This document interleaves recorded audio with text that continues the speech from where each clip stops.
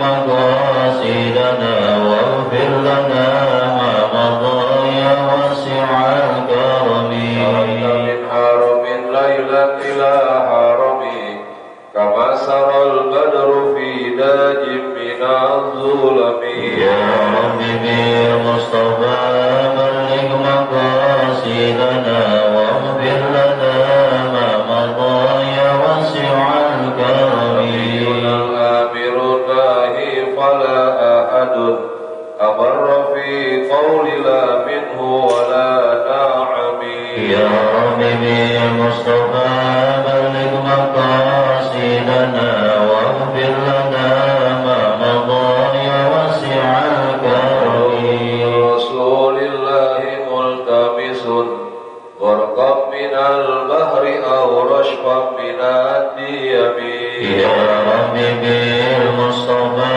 بلغ مقاصدنا واغفر لنا ما مضى يا واسع الكرم ستين مع مئة فرج بها كربنا يا واسع الكرم يا رب بالمصطفى بلغ مقاصدنا واغفر لنا ما مضى يا واسع الكرم اللهم صل وسلم وبارك عليه وعلى آله.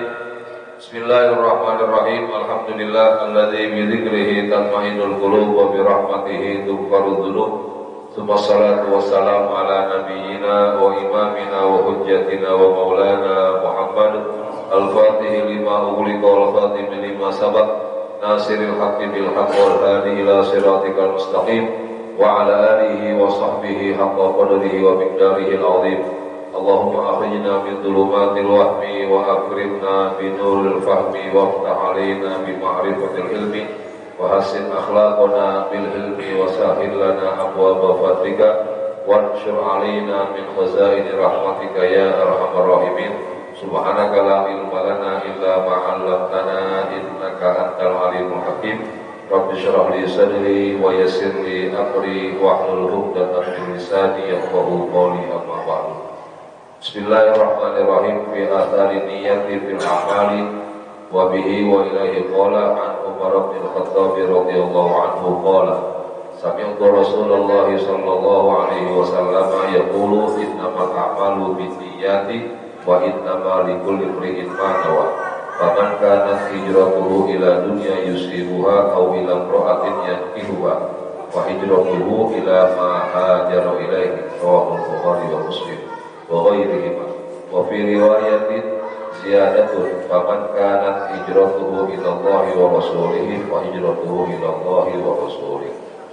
Al-hadits qala Rasulullah sallallahu alaihi wasallam. Alhamdulillah, puji syukur kembali kita haturkan kehadirat Allah atas nikmat yang telah diamanahkan kepada kita malam ini. Kita dapat melanjutkan kajian kita yang minggu lalu kita bahas tentang pentingnya memperbanyak niat kebaikan di dalam hati kita, sebab bernilainya amal kebaikan dapat dilihat dari sejauh mana kita melibatkan Allah waktu kita melakukannya.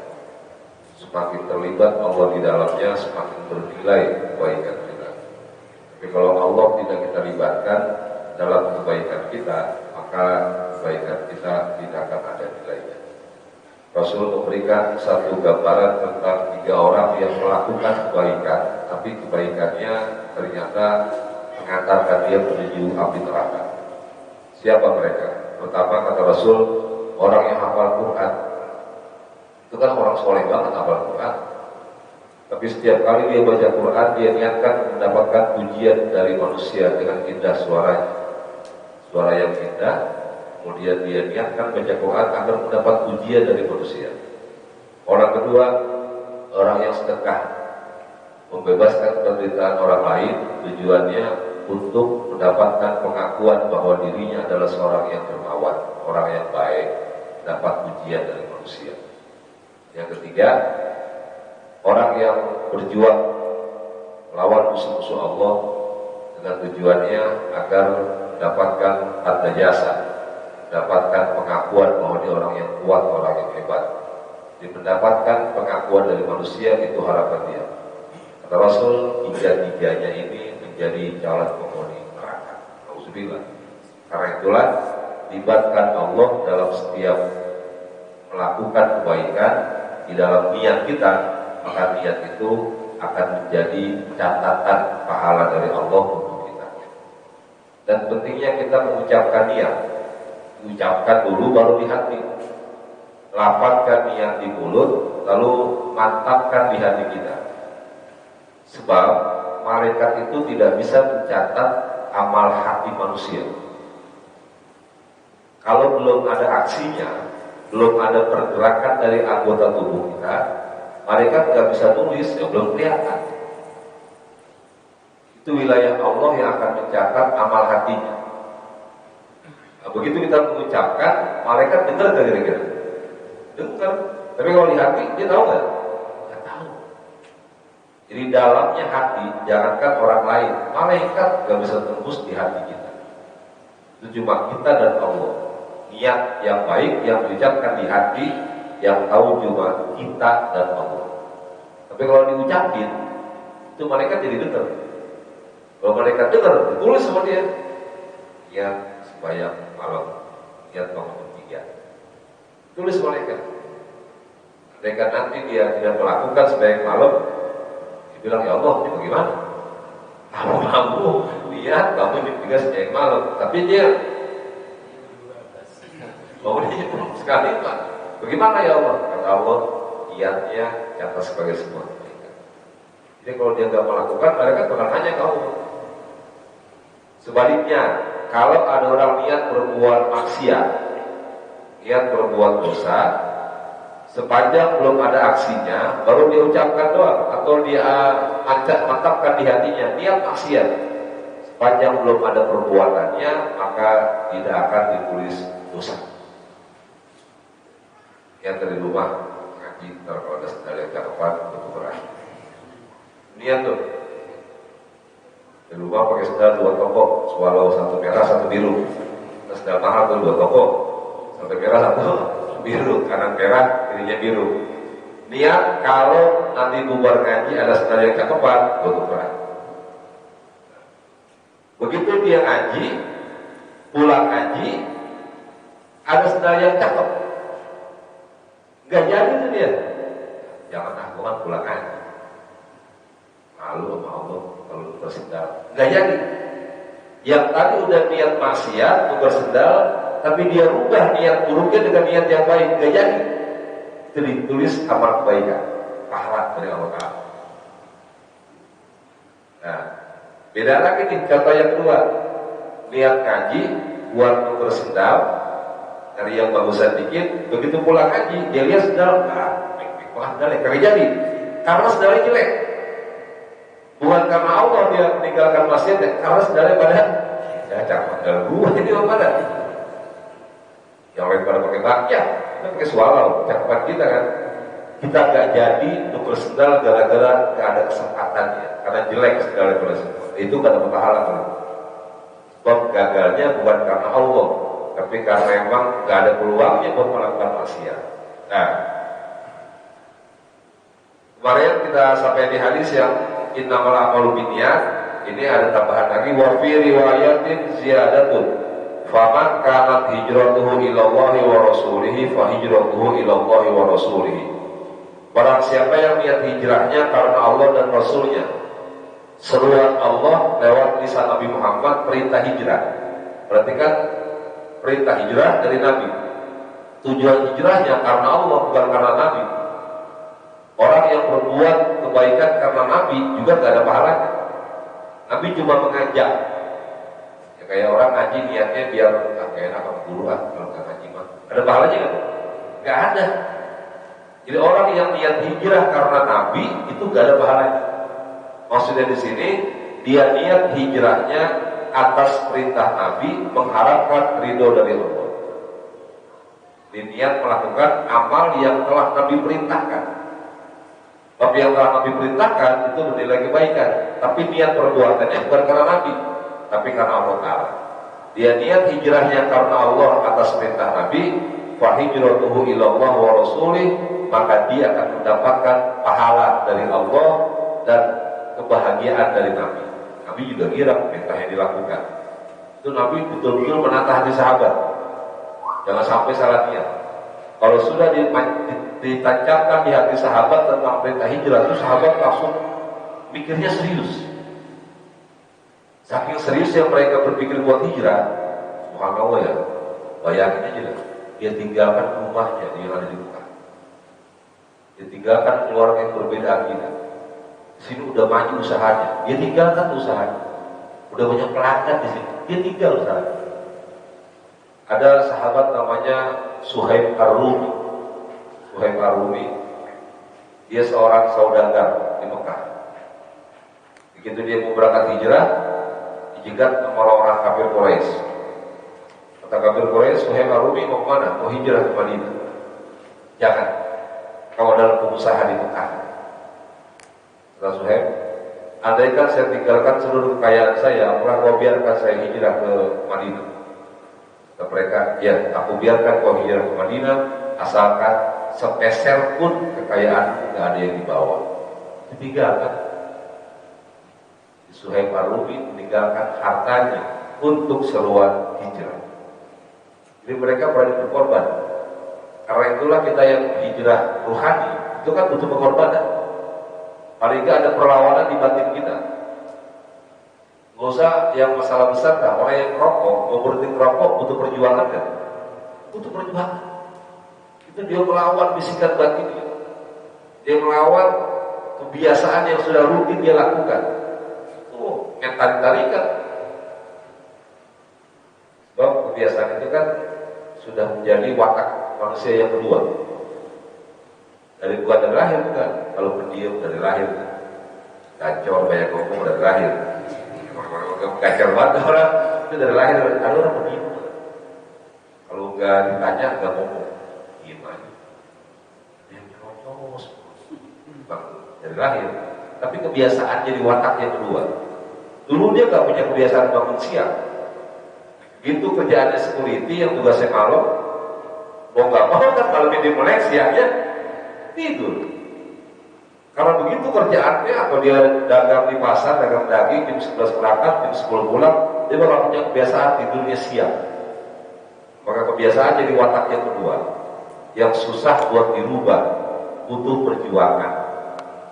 Orang yang sudah enak dengan maksiat, dia butuh perlawanan buat merubah, buat hijrah.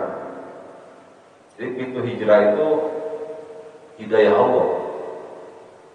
Berawal dari niat dia untuk taubatan nasuha, lalu Allah berikan dia jalan. Tapi harus punya rasa pengen dulu, mencari kebenaran. Nabi Allah Ibrahim alaihissalam waktu beliau masih muda, kan beliau berkelana mencari siapa zat yang pantas disembah. Berkelana, siapa yang saya sembah? Ini belum jadi nabi, masih anak muda. Begitu beliau siap-siap melihat matahari, kata beliau, matahari sangat besar. Jadi begitu wibawanya sampai kita tak berani melihat matahari. Nah, kalau lihat orang yang berwibawa, takut melihat begitu. Ada orang yang berani lihat matahari. Nah, dilihat matahari gitu. Siwa. Jadi seakan-akan begitu berwibawa matahari. Kata beliau, hada Rabbi, ini Tuhan saya. Nah, begitu setengah 6, matahari terbenam, hilang. Kata beliau, qala inilah uhibbul afilin. Saya gak demen sama Tuhan yang hilang-hilangan. Kan begitu saya lagi butuh bagaimana? Begitu lagi butuh Tuhan gak ada. Jadi kayak orang-orang jahiliyah dulu mau masuk Islam, kata orang jahiliyah, wahai Muhammad, urusan kita tuh banyak, masa Tuhan cuma satu? Masa Tuhan cuma satu? Urusan kita banyak. Kita ini biasa nyembah 360 berhala yang ada di sisi Ka'bah. Jadi sebelum Nabi Muhammad dakwah terang-terangan, itu di Ka'bah ada 360 berhala. Yang paling besar namanya Isaf dan Na'ilah. Isaf dan Na'ilah konon katanya ini dua manusia yang ditutup jadi patung. Namanya Isaf dan Na'ilah. Begitu Isaf ini orang Yaman, Na'ilah orang Mekah. Begitu Ishaq datang ke Mekah mau berdagang, dia kecantol gadis Mekah namanya Nailah. Demen nih, berdua-dua pada demen. Begitu mau dilamar, ini sebelum Nabi diutus nih, jauh sebelum Nabi diutus. Begitu mau dilamar, orang tuanya nggak setuju. Kenapa? Sebab orang tuanya takut Nailah bakal dibawa ke Yaman, dibawa sama lakinya. Nabi udah nikah, tentu gimana lakinya? Perempuannya orang Gampeng, lakinya orang Madura. Begitu nikah dibawa ke Madura, ya orang tua mau apa lagi? Yang udah diserahin tuh anak, ya kan masalah dunia, masalah akhiratnya diserahin ke lakinya. Wah, ujung beruk ya soalnya udah ada urusan. Jadi udah hidup matinya anak perempuan, bagaimana lakinya? Jangan cuma pindah tempat, mau dibawa kemana aja, surga nerakanya bagaimana lagi? Ishaq dan Nailah gak disetujuin. Karena masing-masing demen, akhirnya apa? Alhamdulillah mereka berzina di Ka'bah, di depan Ka'bah, di hadapan Ka'bah. Allah tutup menjadi patung berhala. 360 patung berhala, yang paling besar namanya Ishaq dan Nailah, katanya begitu. Nah, orang-orang jahiliyah bilang, ya Rasul, wahai Muhammad, kenapa Tuhan cuma satu? Urusan kita banyak. Mengantar anak sekolah, gak punya duit, saya minta perlindungan Tuhan yang ini. Lempengan urusan utang piutang, amanah Tuhan yang ini. Lempengan bini ngamuk, Tuhan yang ini. Kan mestinya kan begitu, enak. Kalau Tuhan yang banyak, masa urusan banyak Tuhan yang satu. Apa kata beliau? Beliau jawab dengan kecerdasan membuat. Kalau kamu kerja sama seseorang, bosnya satu, perintahnya satu, dari satu pintu, satu mulut. Tapi kalau kerja bosnya banyak, perintahnya banyak. Bos yang satu bilang ngalor, yang satu bilang idul. Ibu kita kan, ngalor apa idul? Kalau bosnya satu, perintahnya satu yang ditaati dari dia doang. Oh begitu, iya begitu. Jadi cukup satu. Siapa dia? Rabbi wa rabbukum ilahun wahidun, Tuhan yang esa, yang tidak berbilang. Jadi mereka betul-betul diajarkan tentang keimanan sama Nabi sampai mereka yakin bahwa benar Tuhan itu Allah yang menciptakan langit dan bumi. Nah, mari. Orang yang hijrah itu butuh pengorbanan. Orang yang taubatan nasuha butuh perlawanan. Kebiasaan jadi watak yang kedua, yang susah buat dirubah kalau nggak ada perjuangan. Jadi butuh perjuangan. Nah, bagaimana agar kebaikan kita bernilai? Jadi satu, niatnya dulu karena Allah, jangan sampai karena yang lain. Kalau niat ibadah karena yang lain, maka Allah perintahkan kita buat minta pahala ke yang lain. Saya sering contohkan orang yang niat sembahyang biar dibilang soleh apa tetangganya, biar dibilang cicak musola, orang soleh banget. Kalau dia musola jalan jadi wangi banget, itu pengen dibilang gitu sama tetangganya. Maka nanti begitu hari kiamat, ya Allah, mana pahala sembahyang saya? Kata Allah, dulu bagaimana sembahyangnya, niatnya? Ya biar tetangga bilang saya soleh ya. Kan namanya Gunawan bukan soleh. Gak apa-apa yang penting saya dibilang soleh aja. Kata Allah, mintalah pahala sholat kepada orang yang kamu niati waktu kamu ibadah. Kamu bilang dan terus orang yang berbuat kebaikan meskipun cuma baru niat, kalau dia ucapkan itu sudah menjadi catatan dari malaikat. Sebab malaikat gak bisa nembus di hati manusia. Di sini pentingnya talafut, biasa mengucapin. Nah, kita tuh biasa tuh, mazhab Syafi'i biasa membimbing lisannya agar terbiasa niat kebaikan supaya hati tambah mantap. Kita biasa niat sembahyang mau puasa Ramadan, niat puasanya kan habis sembahyang tarawih, ucapin bareng-bareng. Itu malaikat sudah tulis tuh. Itu dia bilang awaitu shomaqodin an adai fardhi syahri Ramadan hadhihi sanati lillahi ta'ala. Mereka bilang dia udah niat. Dari mana tahunya? Diucapkan. Tapi kalau di hati dia belum niat. Kok malaikat tidak tahu? Gak dicatat.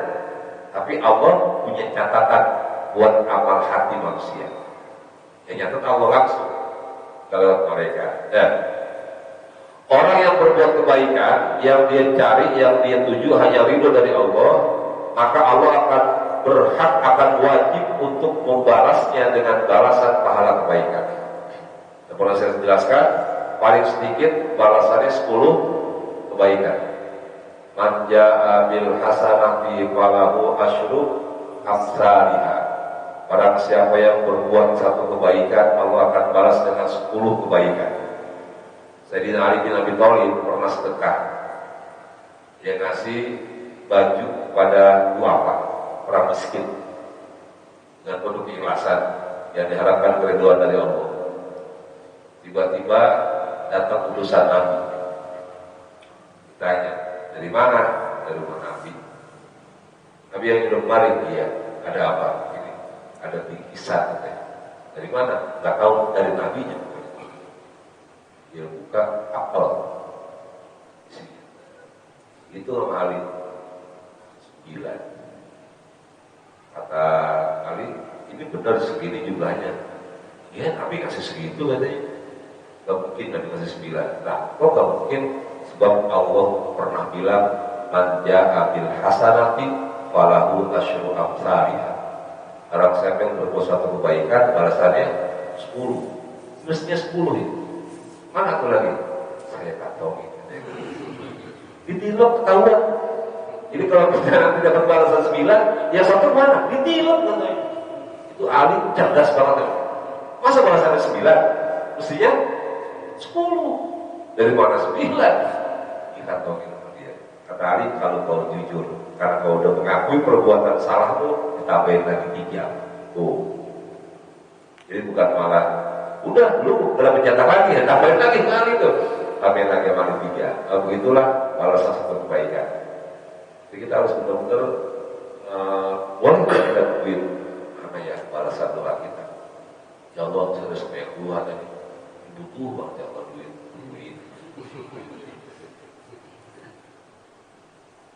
Siang belum juga nyampe, sore belum juga nyampe, apa kita 2 lagi? Ya, 2 lagi belum nyampe, bayar lagi dah. Terus begitu.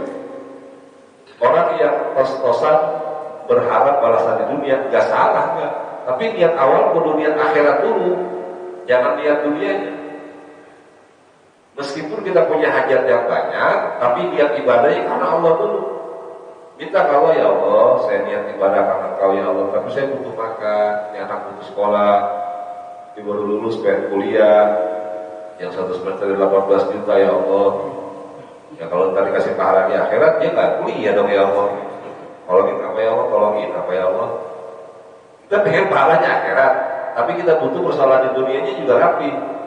Duit, garis menengah belum, nyampe ke duit, bayar lagi, terus mepet aja gitu. Kalau udah mentok, baru udah kalau kasih jalan. Nah, rumahnya ada yang nawar. Artinya kalau sudah mantap niatnya karena Allah akan ada jalan. Ada jalan. Jalannya Allah dah yang atur. Bang kita nggak bisa di otak kita nggak bisa. Rezeki kan urusan Allah. Rezeki urusan Allah.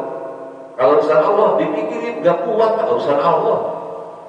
Bocah aja tuh bocah nggak bisa mikirin urusan bapaknya. Anak kita nggak bisa masuk ke otak kita. Kita yang perlu masuk ke otak dia. Manusia padahal. Bagaimana kita memahami ketentuan Allah Zat yang Maha Segalanya? Maka kita akan pecah otak kita mikirin urusan rezeki, nggak kuat gitu. Ya udah tugas kita udah aja minta. Ya Allah saya beribadah karena Engkau ya Allah, pengen pahala, pengen ridho, pengen surga. Tolongin ya Allah. Tolongin, boleh. Jadi mintanya ambil ngobrol. Kita kalau begitu tuh Pak, kalau berdoanya begitu, itu berasa sama Allah. Coba lebih berasa mana tuh ngobrol begitu apa? Allahumma inna duha buka wal baha. Lebih berasa dekat yang mana? Bahasa Arab atau bahasa ngobrol? Bahasa ngobrol. Ya Allah, tolongin apa ya Allah? Ayo, lebih enak mana? Inna duha buka apa? Ya Allah, tolongin apa ya Allah? Enak mana? Jangan tolongin kan? Tolongin ya Allah. Begitu aja Bang kalau doa. Jadi yang kita maksud langsung kita ucapin kalau tak. Ya mau kita sembahyang sendiri di rumah, sembahyang malam di rumah. Kecuali kita jamaah begini kumpul, jangan pakai minta. Malu, orang jadi tahu. Begitu sendiri sembahyang duha, sendiri sembahyang malam, mintanya ngobrol sama Allah. Tujuannya apa? Agar kita berasa dekat sama Allah. Kita kan maaf kadang-kadang merasa dekat kan kalau berada di atas sejadah, merasa dekat mau Allah. Itu udah Allah kabulin doanya, hilang aja lagi dah. Hilang lagi dah. Mana sih saya kalau nggak kelihatan udah 2 bulan, biasa. Lagi di atas awan dia katanya. Dulu bawa musola supaya di awan. Jadi walhasil bahwa orang yang niat berbuat kebaikan karena Allah, nanti Allah bakal mencukupi apa yang dia perlukan untuk kelangsungan hidup di dunia. Dan yang terakhir, Rasul mengajarkan tentang hijrah kepada kita, tidak hanya mobilisasi massa dari tempat ke tempat, tapi hijrah rohani. Hijrah rohani itu setiap saat kita melawan kebiasaan yang buruk agar lebih baik. Ya yang kita mampu dan yang kita mampu. Jadi mulai dari perkara yang kecil, perkara yang remeh, agar kebiasaan itu dari perkara yang kecil akan menjadi sesuatu yang bernilai dan berharga di dalam kehidupan kita. Apalagi ya maaf kita yang udah usia di atas 40 kudu mikir tuh. Kan deketan nyampe daripada berharga. Deketan nyampe udah 40. Udah 40 lebih. Ya kan? Apalagi udah 60, jadi lagi imsak kan.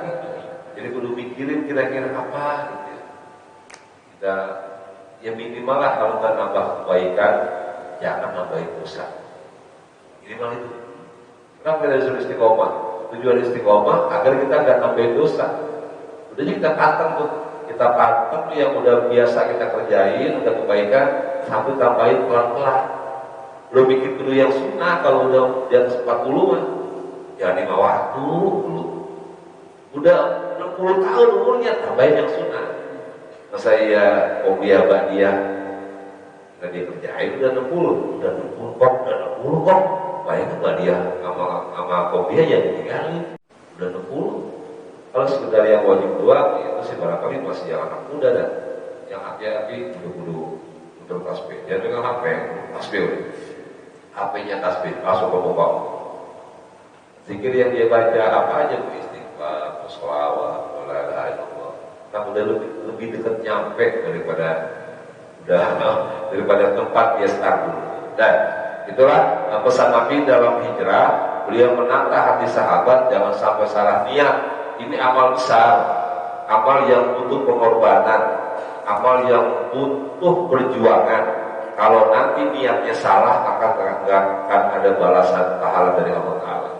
Kalau sudah mantap niatnya buat hijrah karena Allah, karena perintah Nabi Muhammad, meskipun belum sampai ke tempat tujuan, wa hijratuhu ilallah wa rasulih, Allah telah mencatat pahala hijrahnya, padahal belum sampai ke tempat tujuan. Kalau zaman dulu kan ada orang yang haji masih belayar, tahun 70 ke bawah masih belayar. Gitu di pertengahan jalan mau nyampe ke Mekah, dia sakit, meninggal di kapal. Nantiin, dikapanin, disolatin, digandulin, bukan dikuburin, digandulin batu. Ya, biar dia apa? Tenggelam. Jadi dulu jamaah haji kan begitu. Jadi dimandiin, dikapanin, disolatin, digandulin, bukan dimakamin.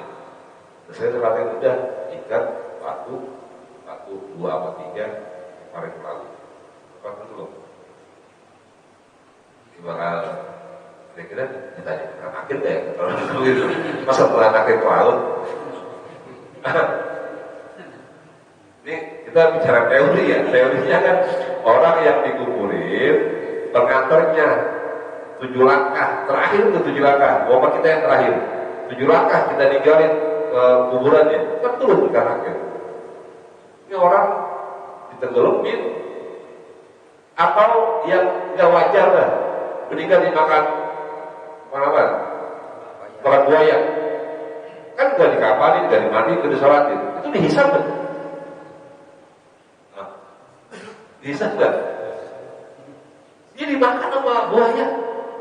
Gak dimandiin, gak dikapanin, gak disolatin, gak dikuburin, dikunyah, gak dikuburin, dikunyah buaya. Tetap ruhnya akan ditanya, akan dihisab oleh Allah. Jadi kita kalau itu film dengan menghadirkan buaya bebas ini yang tetap aja ada hisabnya yang pakai akal kita. Jadi setiap orang yang hidup, dia akan meninggal. Nah, begitu dia meninggal dunia, akan diminta bertanggungjawab terkait dengan kehidupan yang telah dia lalui sepanjang dia hidup. Sejak apa? Sejak balik 13 tahun, 14 tahun dia balik, adakah dosa yang dia lakukan? Adakah kebaikan yang dia kerjakan? Maka kebaikan dan maksiat itu akan diminta bertanggung jawab di hadapan Allah Subhanahu wa taala. Karena itulah kita diminta oleh agama memperbanyak niat dengan mengucapkan niat kebaikan. Ucapkan niatnya. Sebut aja sebut. Kita nyebut niat baik itu gak ada ruginya. Sekalipun gak masuk akal. Ini saya pengen banget berangkatin umroh atau musola. Padahal dia sendiri belum umroh. Kalau pengangguran kan daya khayalnya tinggi. Ya, pengangguran itu khayalnya tinggi. Ya Allah, pengen tanah berangkatin umroh lah. Mereka ingin apa lu kata sama mereka? Lu ini makanya masih numpang sama anak. Aduh, itu perkara yang kayak begitu Pak. Jangan sampai kita kecil hati. Ya namanya kita punya niat, ucapin aja. Walhasil bahwa orang yang udah punya niat berbuat baik itu orang baik. Tapi orang yang berniat kebaikan, orang yang udah niat maksiat, alhamdulillah, udah dianggap bukan orang baik, udah niat maksiat. Maka jangan sampai kita punya niat buat, katakan subuh kita udah punya satu subuh di sini. Jangan pakai bilang, besok saya kagak datang kali ya, kali subuh besok, jangan pakai ngomong gitu tuh.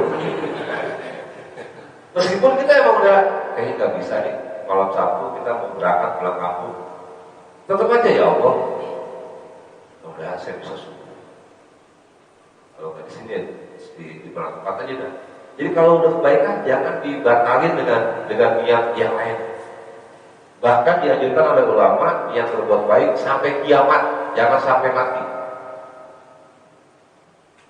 Kita niat ngaji nih, jangan sampai mati, jangan. Kalau gua sampai mati gua ngaji, jangan sampai kiamat. Kalau niat ngaji sampai mati, pahalanya habis sampai mati. Sampai mati dah.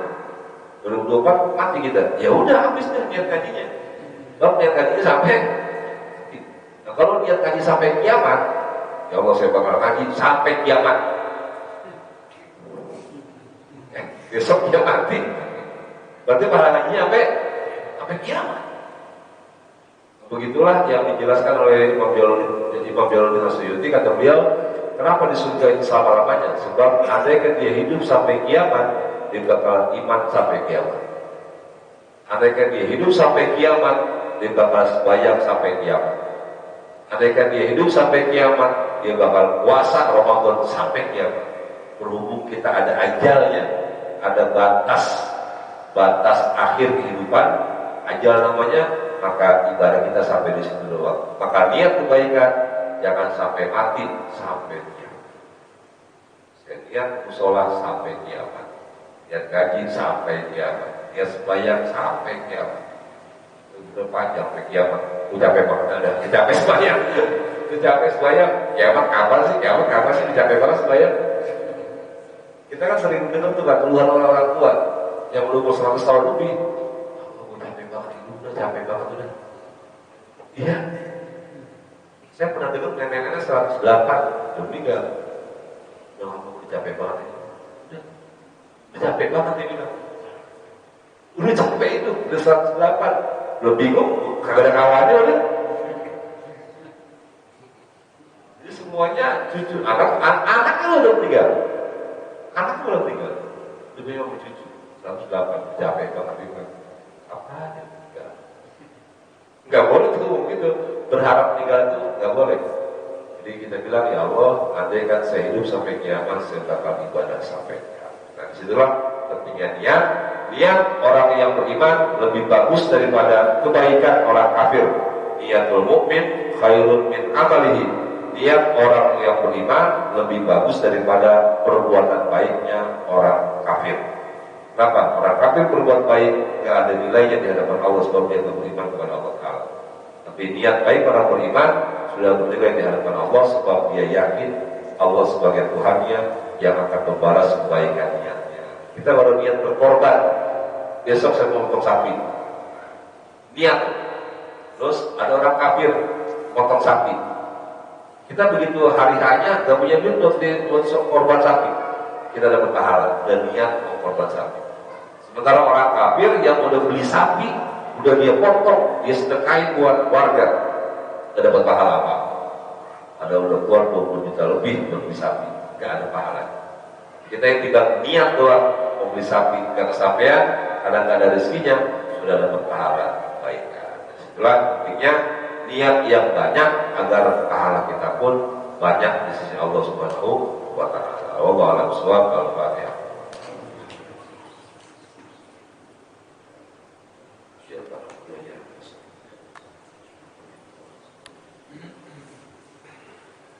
Qala Rasulullah sallallahu alaihi wasallam afdhalul ma qultu ana wan nabiyyuna min qabli la ilaha illallah la ilaha illallah la ilaha illallah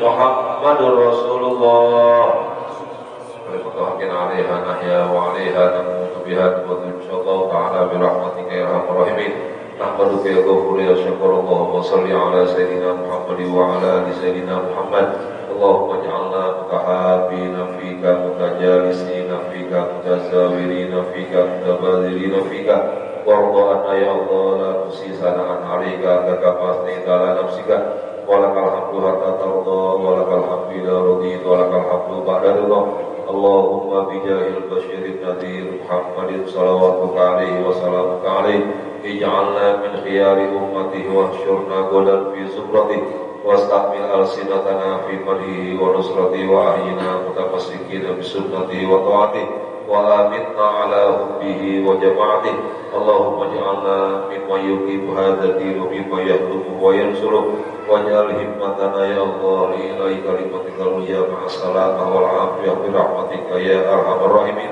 ربنا تقبل منا إنك أنت السميع العليم وتب علينا إنك أنت التواب الرحيم توهم فيها سبحانك اللهم وتيتهم فيها سلام وآخر دعواهم الحمد لله رب العالمين.